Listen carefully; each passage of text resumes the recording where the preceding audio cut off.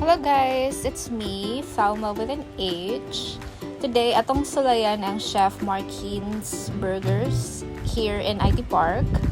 Muna siya ang famous burger house sa Moalboal, and now na siya in the middle of the city, so you don't need to go very far. It's just located in Skyrise 3 Qualphone Building, and it's near 7-Eleven.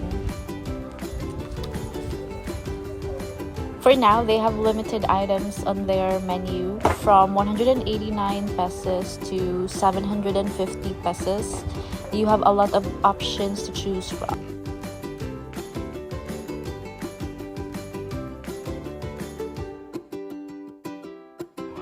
So, lamig jud kayo tanawon nilang burger, guys. So, na ay lettuce, cheese, and then ay patty, then ay tagaan kaog knife to cut it. And then, ilahan na siyang i-torch. Pulaton sa nato si Kuya. Kadugay ba?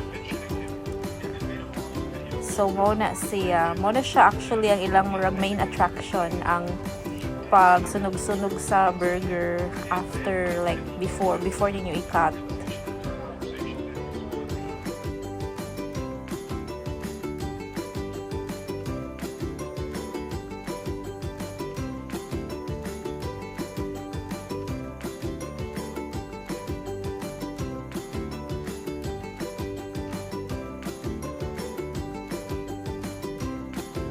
Og nahuman gid si Kuya og torch sa burger, guys. So here it is, taste test.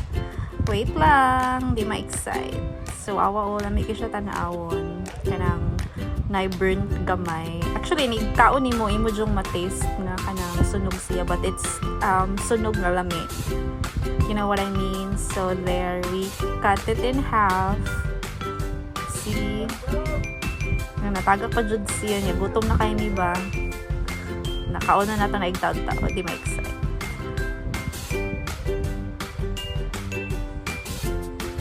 Kadugay sa tigkat.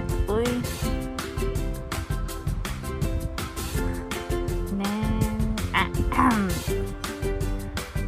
Mamilin ko ya. Lami ba? Lami ka. Pero wala siya, wala nakuha yung reaction kaya nagdali ang video. Second time. Nasakit siya pa daw ang focus.